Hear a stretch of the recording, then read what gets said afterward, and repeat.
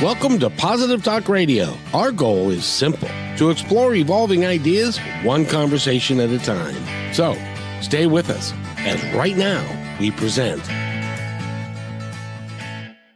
one of the foremost media gods in the country is with us today. She's a media sensation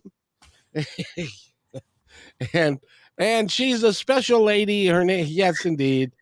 We worship you. We worship you. And goodness gracious, we are so glad that you're here.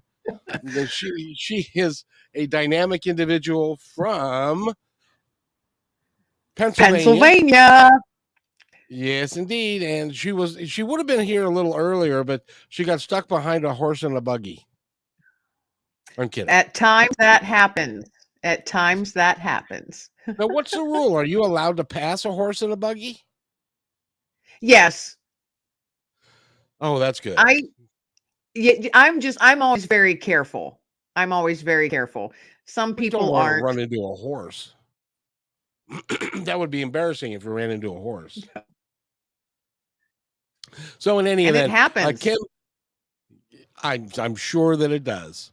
I'm sure that it does. Kim Lengling is with us, and she is a podcaster of note. She's an author of note. She's a TV star, hence the term media sensation.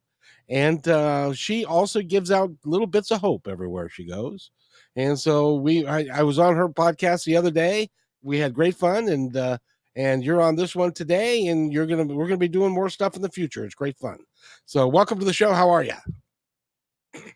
I am doing well, and thanks for having me on again. It's always fun chatting with you and, seeing where the conversation goes, because you just never know.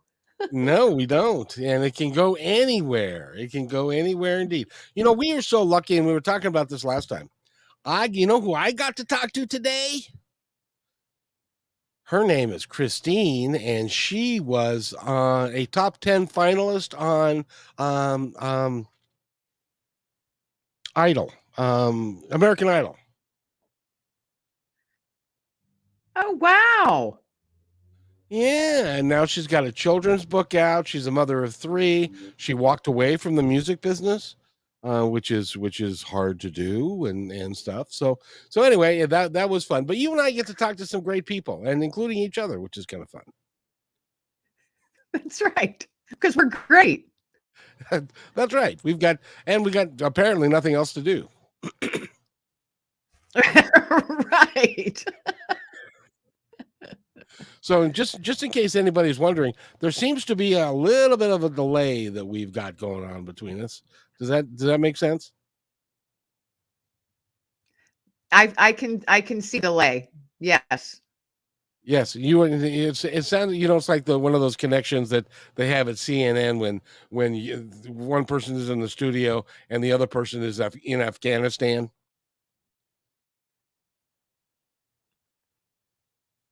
Yes.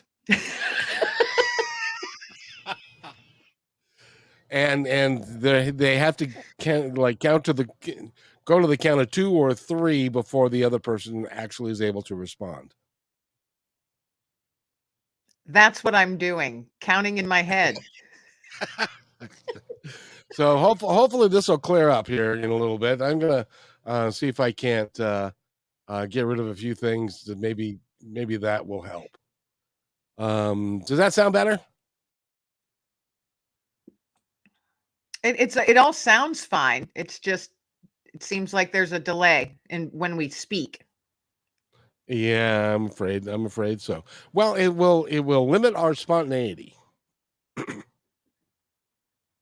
Yes, because I have to count to 2 in my head.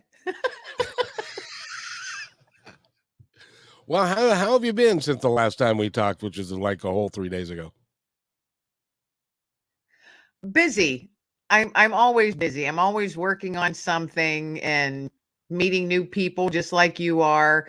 And sometimes you meet like-minded people and something just clicks, and then you're all of a sudden coming up with all these really cool ideas of what it is you could do together and stuff like that. But I was actually just asked to be on the board for a organization, Horses and Heroes.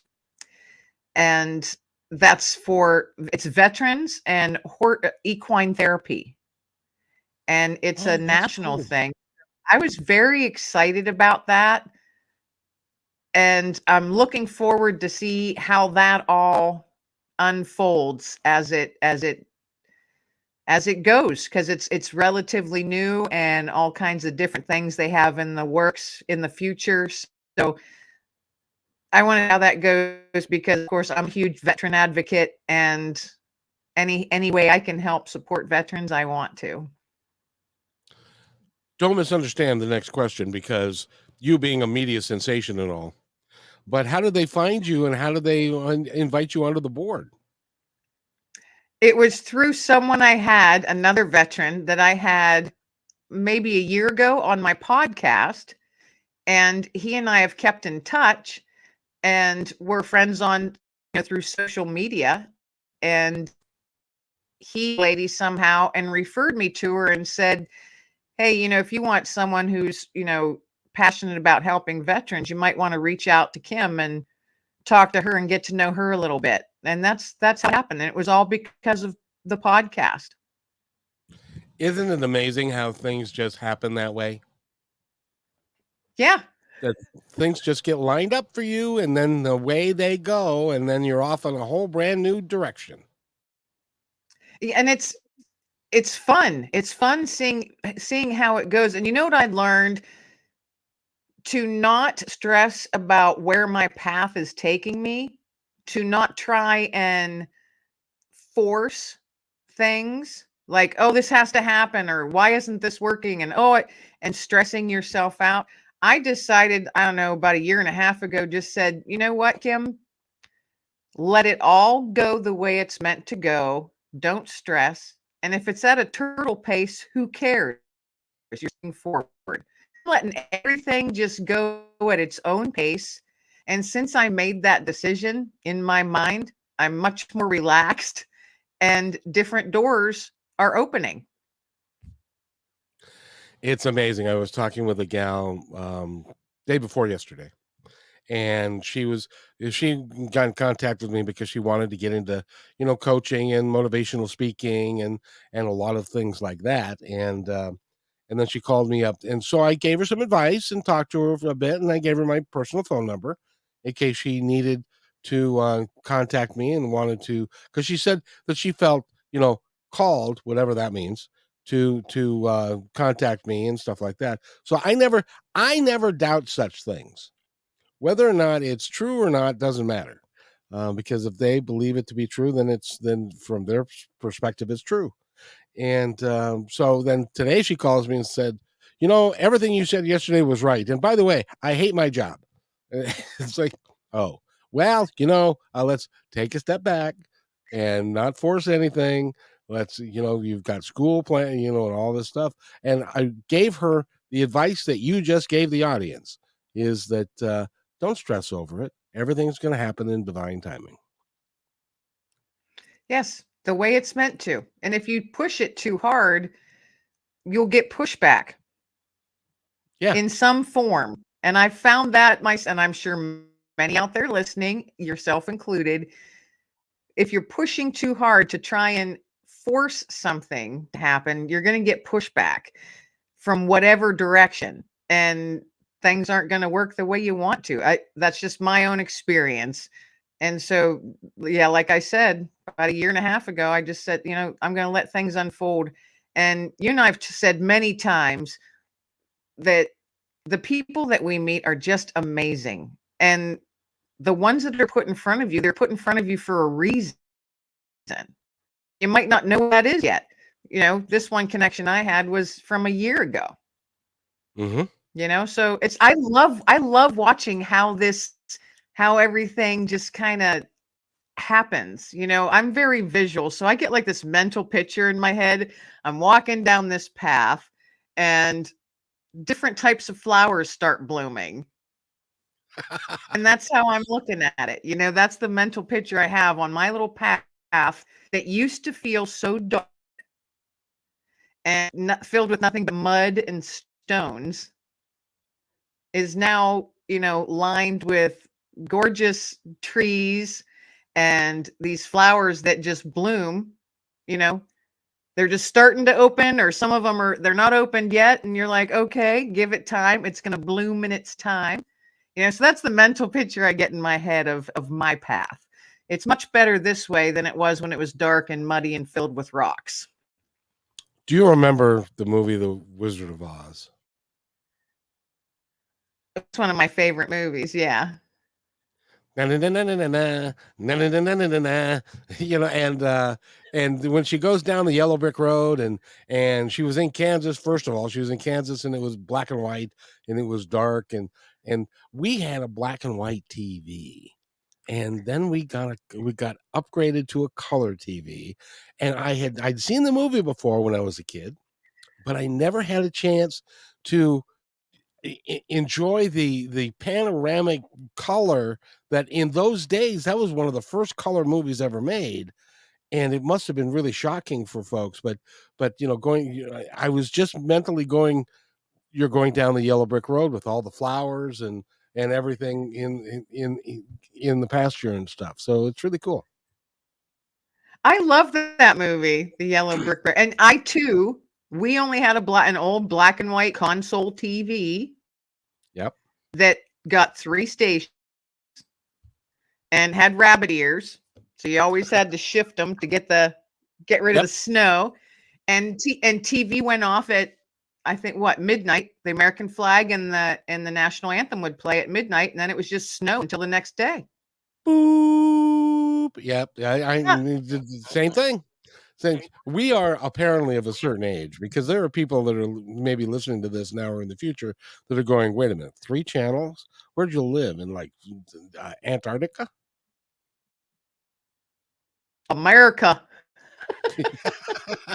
And in those days it was black and white. We had a 26-inch black and white TV, and that's the only TV we had. Yes, one TV, and it had that big. It was rounded. The screen was rounded. Yes, it wasn't flat screen. And I know, like you said, the kids today, they're watching everything on their phones or their iPads or computers, whatever. We had 3 stations: ABC, CBS, and NBC, and that was it. That was it. I live my life through old movies and old TV shows. Do you remember when Star Trek was on the original series? Yes. And they had the communicator that he would flip it open. It was like a flip phone is now, and we were like, "Gosh, this is science fiction. That'll never happen." Yeah, I do remember that. I was in awe. I was fascinated by Star Trek, the original, when it first came out. I was fascinated by that show because you couldn't even imagine, and now look, and it really wasn't, if you think about it, not that long ago. And all of this stuff is like everyday normal now. I'm waiting except for teleporting. Except for teleporting. Teleporting and also the food creator thing, whatever they call that. But that's, I think those things are coming. Probably. That's kind of scary, though. Well, you could be like Leonard McCoy, who he didn't want to take his atoms and throw them all around the universe and stuff like that. So, but but there's so many things have changed. It's in my lifetime. It really is remarkable. And I believe that you and I are living through the greatest period in human history. Yeah, I agree. I actually do agree, because we have so much opportunity in every aspect of life that our parents and certainly our grandparents did not have. No, at all. no. Yeah. When my mother was born in 1930, they didn't have indoor plumbing in their house yet. Right. So it was still the old outhouse thing. I can't imagine having to go at 3 o'clock of course, then they had the what do they call them? A chamber pot? Right. So I have no earthly idea how that would work, but apparently it did for somebody. But we're so lucky. We've got indoor plumbing and we've got everything else. Now, Huh? chamber pot. Some Chamber of them pot. for the women way back when had lids on them. They were very pretty porcelain bowls with lids, and they would slide them under their beds. My grandmother was huge into antiques and going to auctions and flea markets and all of that. Taking me when I got older, and we went to this flea market, and I said, "Look at this really pretty bowl. Is it a soup bowl, Grandma? Look how pretty it is." She said, "That's a chamber pot." I thought it was a really pretty soup bowl. Yeah. Well, you could put soup in it, but not twice.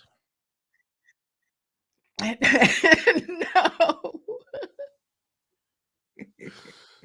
So yeah, it is fun when you consider that. Now you're a little younger than me. So, what was your earliest memory that you have?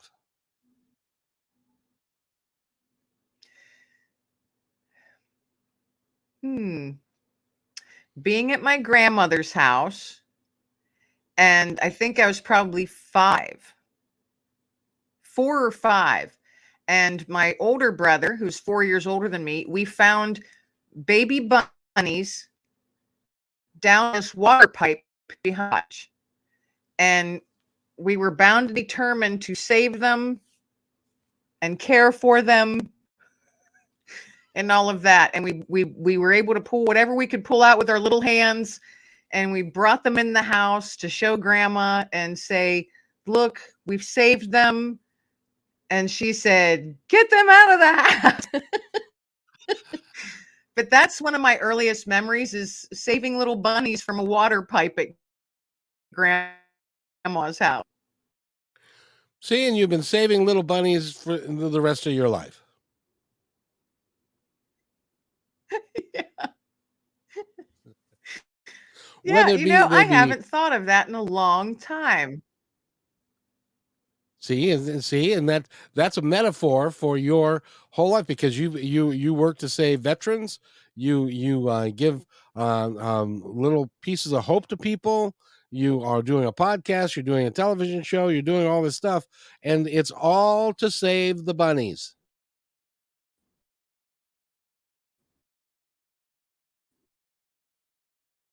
Uh-oh.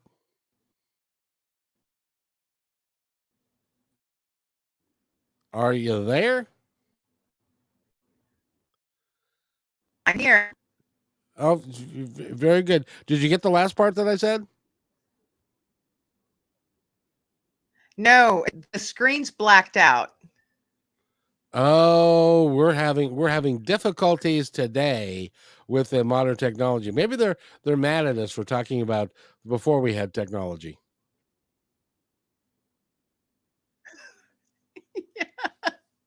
Could But no, be.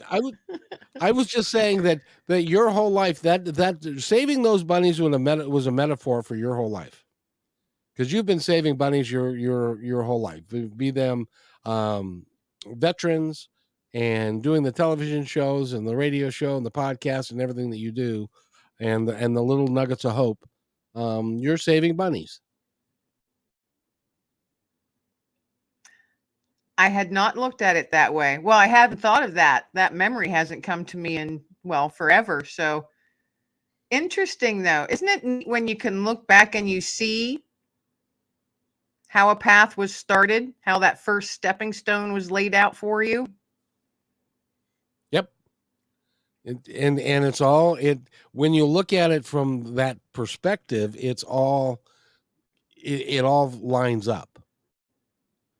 It's for Mhm. what you should be doing, and stuff. And so that's your role, is you're a bunny saver. I'm yeah. So what is your first memory that you can think of? My first memory is going to going to kindergarten where I got an A+ in blocks and in naps. And also we lived next to a cemetery. And Oh, I remember, and I was the youngest of three. Being the youngest of three, I was the one who got put into the grave they just dug.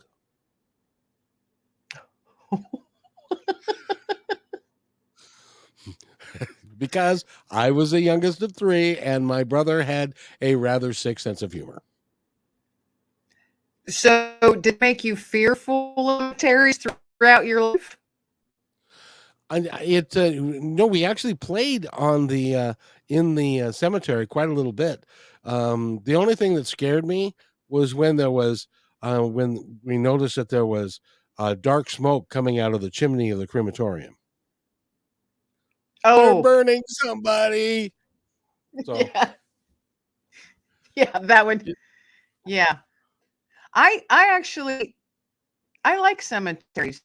I find them very peaceful. I agree.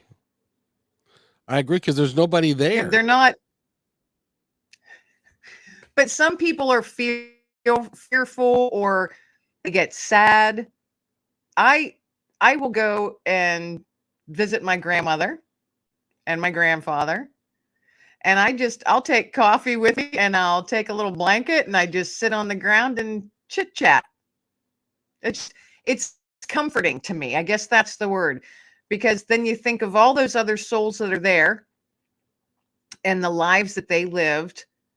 You know, and I like walking around and seeing, the time frames and, especially going way back in the back end to where all the really old uh, tombstones are, and, finding some family members that you weren't aware of way back in there. And you just wonder about their lives and how all of that happened for you to be standing there at that moment. All those lives were lived. And then that's what had you come along, that whole continuation thing. I don't know. I find them peaceful.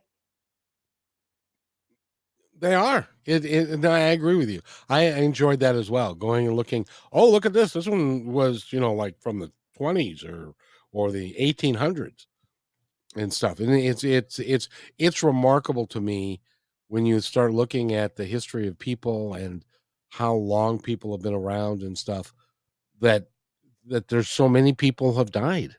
You don't think about it like that. Like there's so many of us, and our time here is so short.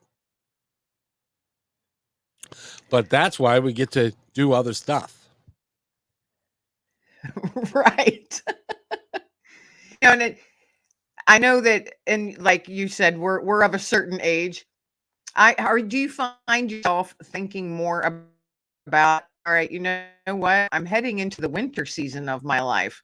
I'm no longer in the spring and summer. I'm like halfway through my fall season and heading into the winter season.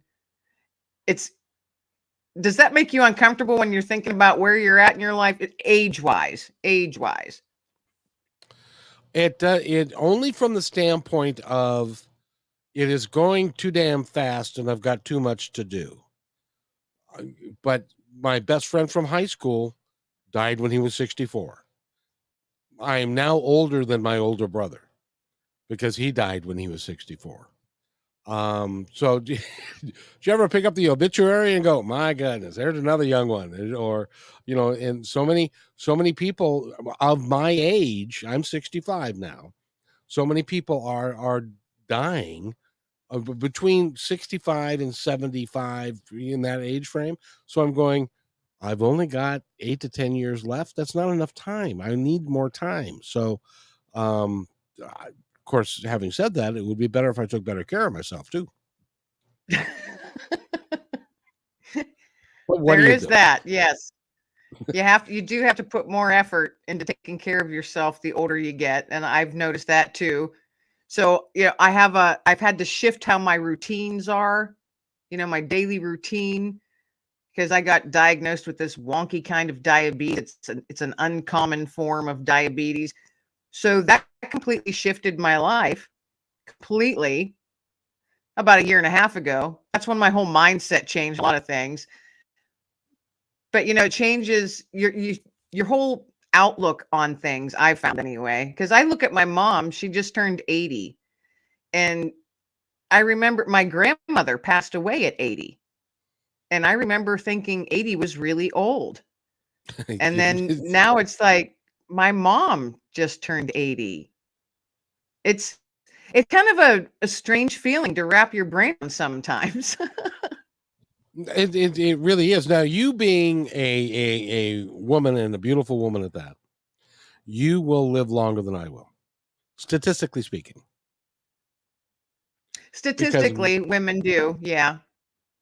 yeah, so and which is why I remember I was actually took my mother to lunch, and we went to I think it was Red Lobster, and as we were walking in, there was a van from a retirement community that was parked out front and in the handicap section.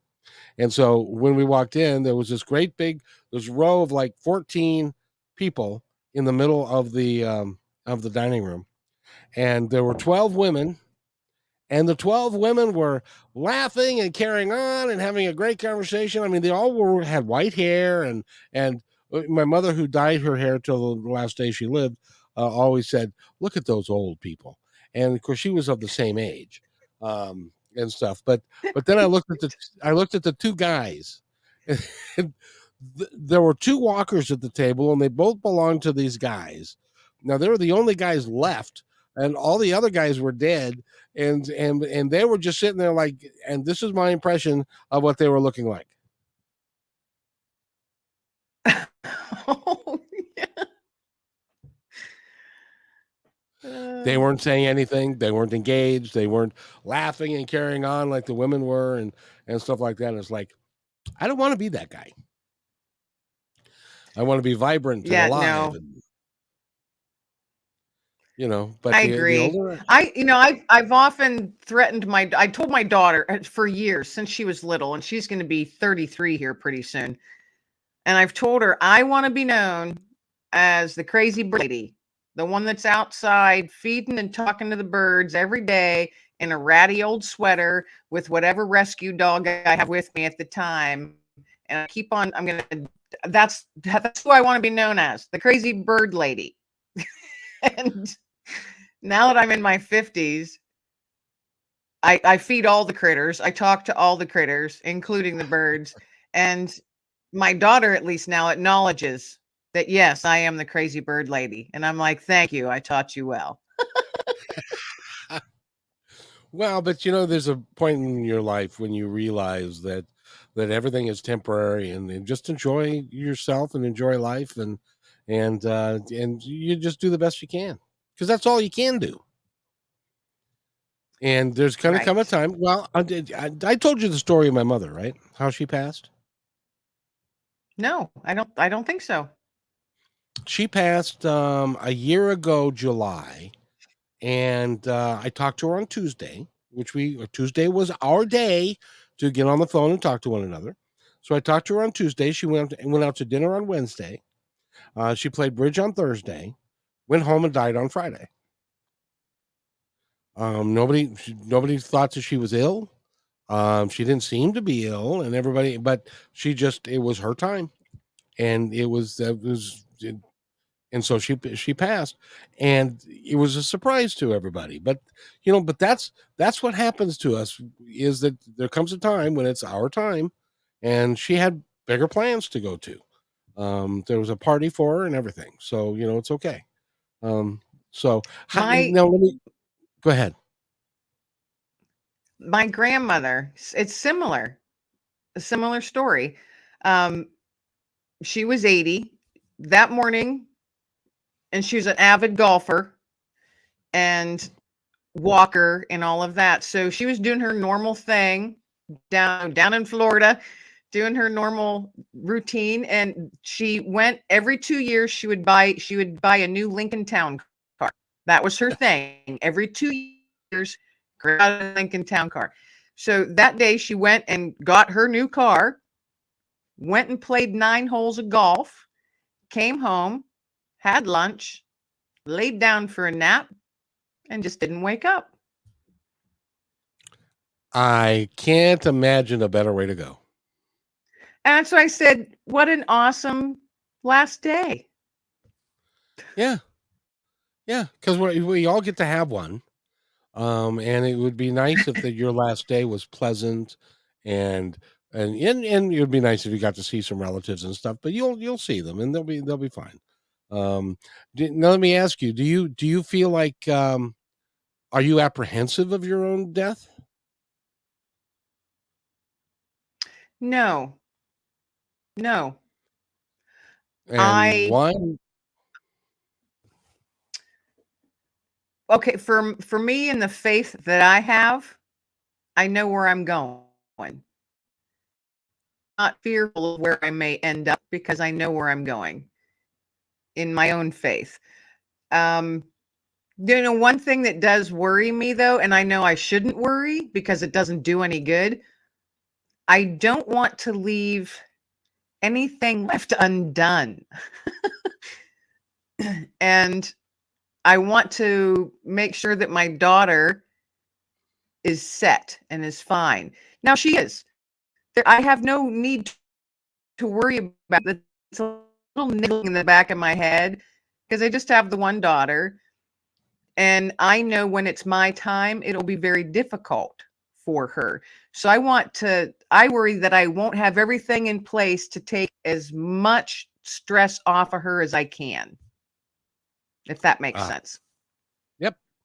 It certainly does, which also, by the way, if you're listening to this and on your to-do list is to do a living will and to update all of those things, and make sure all of your financial information is all taken care of so that it's easy to find, and that your health care is in good shape, that so there aren't a bunch of bills at the end of the day and all that kind of good stuff. That's the best way to help our kids, I think, is to make it as, because it wasn't so easy for us when my mom died, because she wasn't expecting it. And so she didn't share Right. her financial information with us because I'm going to be living longer than you are. So why should I even worry about it? She did.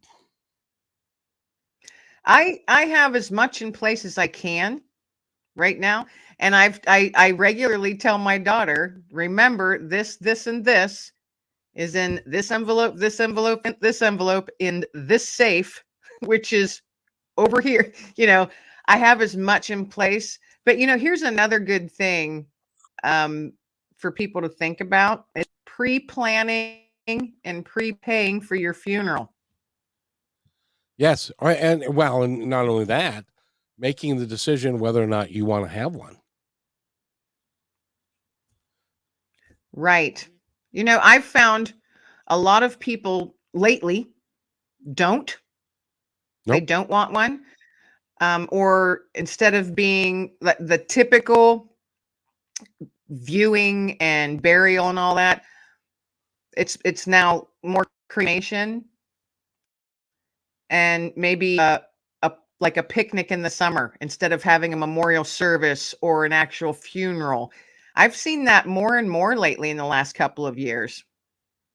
Yep. Yep. There is, I think there's a movement that having a funeral, and it's expensive, number one, and number two, I don't know about your mom, but I don't. When my mom passed, we really had no idea who her friends were or who to send an Mm, invitation to, and all of her friends were in their 80s and 90s, and she'd lost so many of them that it was hard to keep up. So we had a family thing, but that was really more so all we did. And I don't think do you know who John Edward is? no. He is a psychic medium. He talks to dead people, and he's one of my favorite people. And he had a lady asked him one time. She said, "My son passed away, and I can't." And we were very distraught, and so we buried him. And but we found out, but I remembered later that he wanted to be cremated. And John said one of the most profound things that I can say to that. He said, after 30 years of doing this work, I can tell you this: nobody cares.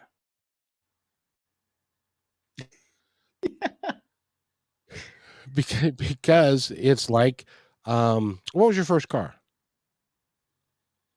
A Plymouth Horizon. I beat you. I had a Plymouth Fury 3. Well, with a 383 under the hood, and it cruised at like 90 miles an hour. It was a 1967, and I did not that I was driving in 67. I was only 10, but that's when my parents bought it. Anyway, but I drove that car for a number of years, sold it, and didn't drive it again. Never knew what happened to it, and it didn't care. That's the same thing that happens to us is when our body stops functioning, when it's time for the car not to work anymore, we leave the car to go do what we do, but we don't care about what happened to the car because Right. we don't, because we're going to go get into a new car or we're going to go do something else. And so that's Right. when I look at death, I'm not crazy about the process, No. of doing that, and also the family members and settling all your stuff before you go. But I'm not worried about the outcome. And because I my good friends, I'll tell you this too, Kim, I'm going to haunt your ass. So there. Okay. Yeah, what do you say to that? I don't have any idea. Okay. See you then. Exactly. It'll be fun to say hi. It'll be fun to say hi. So we're just kind of bantering about and talking about silly stuff, but no, not silly stuff, but what's on your mind today? What's on my mind today? Dog has been for a couple days, and that's kind of thrown my schedule and routine off. And the poor guy, he's been waking me up in the middle of the night and having messes in the house, which he's never done. So he doesn't feel well because he's not able to make it to me before I can get him outside. And so I haven't slept well the last couple of days. And he's feeling better, but it's so much like you've got another kid, and he's my buddy. It's him and I every day, all day. And I feel bad when he doesn't feel good. Just like when my daughter, when she was, or even now, when she doesn't feel well, I feel bad, and you want to make it better and take care and all of that. So actually, that's the last couple of days. That's been what's been foremost on my mind, is making sure I'm watching him close so I can get him outside. you know? But Yeah, and I'm sure making a mess in the house is like beyond embarrassing to him. yeah, he was acting almost fearful, although he has nothing to fear here and he knows that. But his head was hanging, and I couldn't get him to come back downstairs because he came up to get me, and I came down and just went, "Whoo, something happened." you know? And I couldn't get it. He didn't want to come down. And I was like, "Come on, it's okay. You're not in trouble." Because he'd literally never messed in the house. Now he's a rescue. He's about 2 years old when I got him. And I was amazed that he never once messed in the house, even being nervous or scared, for being a new place. So yeah, he's been at nighttime. It's been 2 nights in a row he's done this. So I'm hoping tonight that we can sleep through, because he seems to be feeling a little bit better. Poor guy. I, I feel so sorry for you because we, as humans, if we choose to, we have a little bit of privacy because we go off and we shut the door and all that kind of good stuff, and nobody knows what goes on in there except for us. But dogs and stuff, they don't get that opportunity. So it's like it's very public what happens to their systems. Okay, I don't know. You must not have pets because I do not ever have the opportunity to just go into the bathroom and shut the door without Dexter coming in Like, and sitting there and staring at me the whole time. just checking to make sure that you're okay. Well, no, Yes, I that's it. I always laugh. I'm always like, "Thank you so much for protecting me." don't fall into that thing. That's you got to be careful. No, no, the last dog I had, his name was Wesley. He was a border collie, beautiful dog, smart as a whip, and he lived to be 14 and a half. And that was 2.5 years ago. And I can't bring myself to get another dog because I don't want to go through the pain of losing him again. They don't live dang long enough. Yeah, I know. It's very hard. It's very, very hard.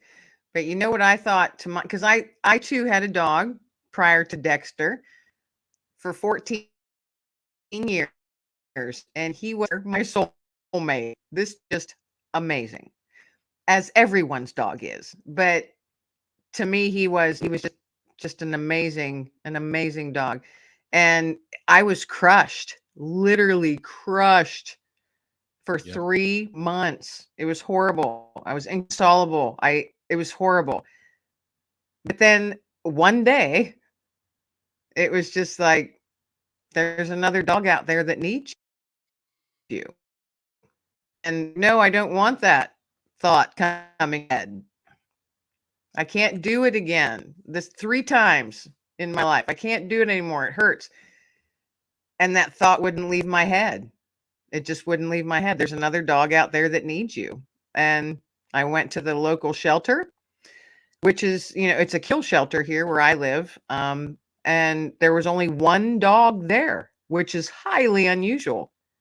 And it was Dexter. And I brought him home. What kind of puppy is he? He is a Belgian Malinois Mastiff mix.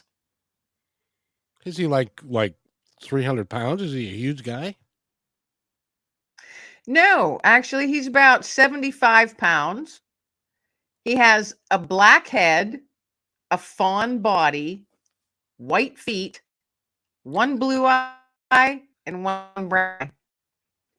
Oh, they say those are the smartest dogs. He's very smart. He is very, very smart. And he's still, I had a DNA test done on him because the shelter said he was probably 3. And I got him home and I'm like, no, he's not 3. He's young. He's still got puppy in him. So I had a DNA test on him. So he will be 6. He's probably around 6-ish now. And he's still full of it. He's still full of it. Full of P and V. My grandma always used to say piss and vinegar. Yeah. Yep. Well, I hope that he lives for a really good long time and is healthy and doesn't have the hips and all that kind of stuff. That because my Wesley, he was the type of dog that had an ego. And when I say he had an ego, I would take him out to there was this par 3 golf course, and there was a strip to the side where you could throw a dog a ball. And so I actually took a golf ball and hit it with a racket, and it would go and go and go, and he would run and run and run and run, and then he would get it and bring it all the way back and stuff like that. Well, at the end of one of our sessions, he came up limping, and so his paw was really hurting, and so um, I decided that I would take him to the vet and just make sure that everything was okay. And he goes and limps to the van. And I open the van door and he looks at me and says, "Can you help me in?" And so I help him in, and he lays there, and I close the van and go to the vet, open the door. I have to help him out of the van because his paw still hurts. He limps to the door, I open the door, and there is the nurse and another person there, and they say, "Oh, hi!" And he jumps up and down, and he has no limp, and he's just perfect. And I say, they say, "And you're here to see us? Why?" He says, "Well, because he may have hurt his paw." And he says, "It doesn't look like he's hurt his paw. He's just running around and having fun." And so we have him checked out. She says, "Well, he may have sprained something. It doesn't look serious, doesn't look broken or anything like that." And so I say, "Okay, thank you very much." I take him outside. We shut the door, and he limps to the car. And then I have to load him back into the car because he can't get in by himself. But there were beautiful girls there so his ego took over, and he wasn't going to show them that he was limping. No, not a chance. He was playing. He was, and so it was like, aha, I got you now. I know what you're doing. But I love dogs. I love the way they think. I love how they. I was married for 24 years. I had 3 dogs in that time, and they were the only ones that I could ever come home to and be sure that they were going to wag their tail when I walked through the door. They're always happy to see you.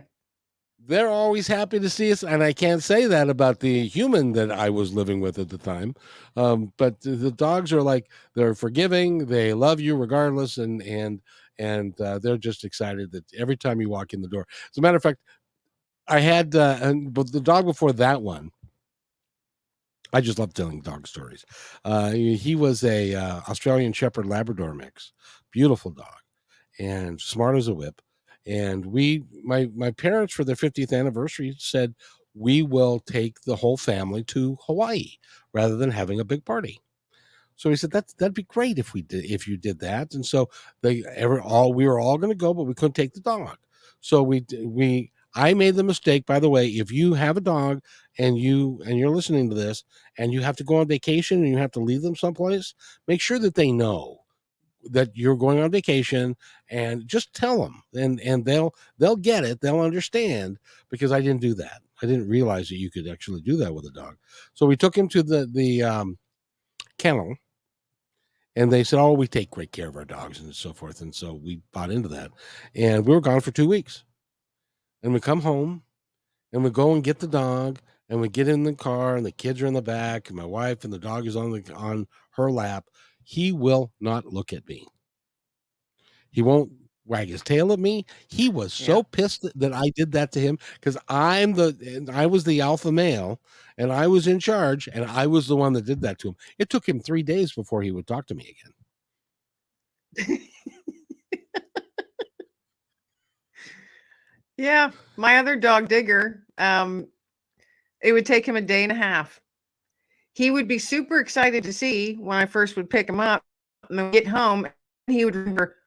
And we always told him, we'll be back, buddy. You're going to be fine, all that. But he would still be angry. He'd be super excited, and you'd get home, he'd be all excited running around. And then he'd realize, wait a minute. And he would literally leave the room and go and sit against a wall and turn his head to the wall and not look at you. He would do that for at least a day and a half. And it became comical, because we did have to travel quite a bit for a while there. And it became cool, Now with Dexter, he's like, oh my gosh, this is another adventure. Yay. And then, I pick him up and he's like, oh, it's you again. Cool. What are we going to do now? I mean, he's just like, ah. They're both great kinds of dogs to have, but for people that, when I was growing up, my parents did not believe, my mother specifically did not believe that animals have souls. And Oh, and I just categorically don't believe that at all. I believe that they have souls, and that my dogs, I've got 3 of them, and I think a couple of them anyway, are going to be there for me when I cross over. And that's why I'm not particularly worried about crossing over. I don't particularly agree for people who have crossed over, because I know what I know what they get to do and what they're going to have and stuff. And it's like you know, life was pretty shitty for you down here at the end, and so I'm glad you're doing that, and it's a lot better now. Yeah. Yeah. No, I firmly believe that the critters that I've cared for and loved over the years, and that's me. That's my belief. I believe they're going to be there. Yeah, Yeah. And I'll be super excited about it. I'll be like, "Wow, look at you. Wow, look, I'll be super excited about it." Yeah, it's going to be exciting. I'm not saying I want it to happen soon, but I think it'll be pretty darned exciting, you know. Yeah, because all the worries and all the pain and all the stuff that you go through here on earth, as us, we're mere humans, and you look around you and see all the suffering and what people are going through. And it's hard sometimes to remember, no matter what your faith is, they're in better waiting for you. And this is just the journey there. I don't know. Pretty deep stuff for a Thursday evening. I know, I know. Well, I was my father was he died when he was 76, and he'd fallen and broken his hip like 5 years before that. He couldn't play golf anymore. He couldn't do the things he loved to do. He really ended up sitting at home and watching TV and the stock market and all that kind of stuff because he was into that. And I thought, and then he passed away at 76, and I thought, what if he'd lived 5 more years? And he said he would have been unhappy for that entire time and feeling older. And I'm 65, and I can tell you, you're just a budding child in your 50s. When you get to be 65, you are thing excuse the expression, but shit starts to fall off that you had no idea was even there.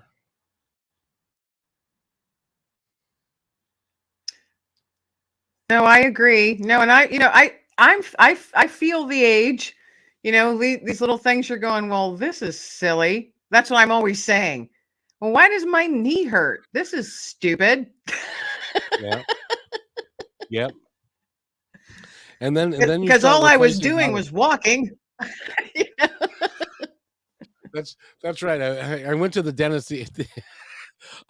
I went to the dentist the other day because I have some implants that I'm having done, because as you get older, your damn teeth start falling out and stuff. And so he was doing the implants, and they're titanium. And I said, so that's really good. I'm going to have 3 implants in my face, and so when they cremate me, all they're going to have is titanium hips and implants. That'll be what's left of me. And I talked to a gal who worked in a crematorium, and she says, well, that's exactly true. They take the after the thing is done making you ashes, they take the parts that can be recycled. I don't want to frighten anybody here, but they take the parts that can be recycled, like titanium hips and knees and that kind of stuff, and they go through the recycle bin. Well, that makes sense. It's just nothing that people typically think about Well, or want to think it's about. that's right. Well, it's not like they can take your hip and put it into a little jar with the rest of you and stuff. It wouldn't work. So people don't think about stuff like that anyway, but I do. So You know, it's such a strange conversation we're having. I know. Years ago, I was in a networking group, and each month a member of the networking group would offer a tour of their facility. And we were care. I was in healthcare at that time. So there's like maybe 12 of us that met every week, but once a month, someone would say, okay, so the one time it was a tour, a very in-depth tour of a funeral home. And we learned way more than what a lot of people wanted to learn. Some people had to, they're like, we have to, they could, they didn't ever want to actually see what happens behind the scenes. I was Right. fascinated. Now, they didn't have any, there was no one there that they were showing us. They were just explaining to us the different instruments and the rooms and what they did in those rooms and how this, how the whole process worked. It was a little, it did freak you out a little bit. And as you said earlier, the person who's, they don't care, you know. No, they don't. And just as an aside, because you haven't met her yet, and I'm looking forward to the time when you get to meet her. Or maybe you have. Have you met Holly, the gal that works with me? Was she on the first time I was on here? Short hair? No, that's No, Dana. no. Yeah, it's a different person. No, I have not met Holly. She,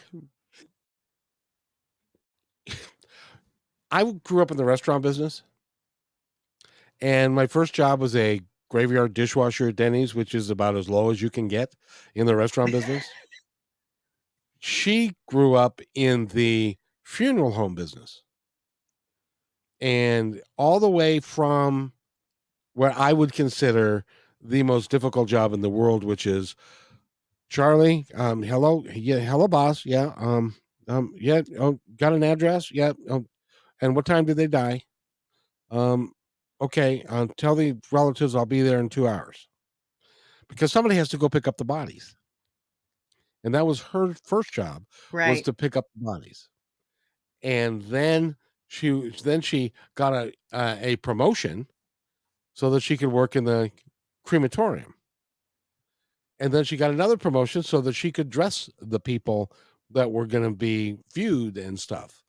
And then she became a funeral director. So she knows everything. If you ever want to know anything about the process of what happens to people when they leave your house after they pass away in or leave their house to when they get put in the ground, she can tell you everything.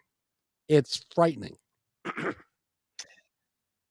I could see how people would think it was frightening.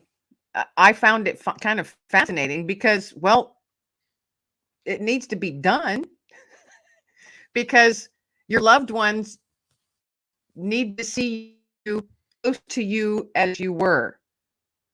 So my grandfather was a funeral director. He owned a funeral home, and when I remember when I was younger, my brother and sister and I sneaking downstairs because they lived upstairs the funeral home. It was a really big building, Uh-huh. and so the funeral home was part of it, and the other part was their house. No, no, So no, no, no, no, no. so when we would go visit down, we would sneak down the back stairs. We were never allowed to go down those back stairs because that's what took you down into where the bodies were kept and where the caskets were and all of that. But of course, we were little and we always followed what my big brother did. So we would sneak down there and walk around and look at the caskets and, like play tag amongst the caskets in the casket room. Ew, icky. One really more one other morbid story I have to tell you. I had a friend that he worked in a hospital, and he was one of the guys that when somebody died in the hospital, they would put him into the bag, and then they would take him downstairs, and they get stacked in this refrigerated room until somebody comes to take them wherever they're going next. And it's like 3 or 4 stacks high, and the highest one you have to use a pulley system to, especially if they're heavy, have to use a pulley system to put them into place. And he was saying one time that the pulley slipped, and this body came crashing down, and he felt around where the head was, and he'd crushed the skull. And he said, "Gosh, I hope they don't have to do an autopsy if this was a murder, or something like that." So I don't know how they handled that, but that's so we we we had a indecent laugh about that. catching the stories. Can you? I mean, every job has its stories that can be told. But have you ever watched that show Dirty Jobs with Mike Rowe? Yes. I love that show and I love that guy. He just cracks me up. But all of those jobs that people do every day that no one wants to think about and you take it for granted, I couldn't imagine the stories that they have, the directors, people that work in a mortuary, forensic people. Could you imagine the stories they have to tell? The ones that do the autopsies. Oh, yeah. That just makes me go, ah. Yes, it does. Yes, it does. You know, I could talk to you all day, but it's time for you to go have dinner now. Oh, it's past dinner time. I had dinner before I came on. Oh, well, it's time for you to take Puppy Dog outside so he doesn't go inside. It is actually. It is actually. I know you have an internal alarm clock that says, Puppy's got to poop. Puppy's got to poop. Yeah. Gotta go. Yeah. So, Kim Lengling has been our guest. Tell us all about your information, how they can find you. Well, my name is Kim Lengling. I am really not a media sensation, but hey, some days I feel like I am. If I learn anything of me or what it is I do about my podcast or TV show or any of the books that I might have out there, you can find all of that information at my website at simply, it's my name, KimLenglingAuthor.com. I just love talking to you. I'm sorry we didn't, this wasn't a very promotional podcast, but it was fun for me. It was fun for me too. Yeah. It's like we're just a couple of friends having a conversation, and I just love that. So thank you so much for doing this. Can I implore you to come back and talk about? Yes. Can I implore you to come back and talk about dead people some more? Hey, anytime. Kim, thank you so much. And if you wait right there, I'll be right back. By the way, it's KimLenglingAuthor.com, correct? Yes. Kim and then Lengling is Lengling, author.com. That's just perfect. And I'll be right back. Hey, thanks for enjoying this episode all the way to the end. Please give us a like and subscribe to this channel. This has been a production of PositiveTalkRadio.net. Please visit our website, oddly named PositiveTalkRadio.net, for more details about us and our mission, which is to provide great positive programming designed to inspire us all. I'm Kevin McDonald, and I'm proud of these shows, and I truly hope that you'll like them and share them with friends and family. So on behalf of our entire team, remember, be kind to one another because each other's all we got.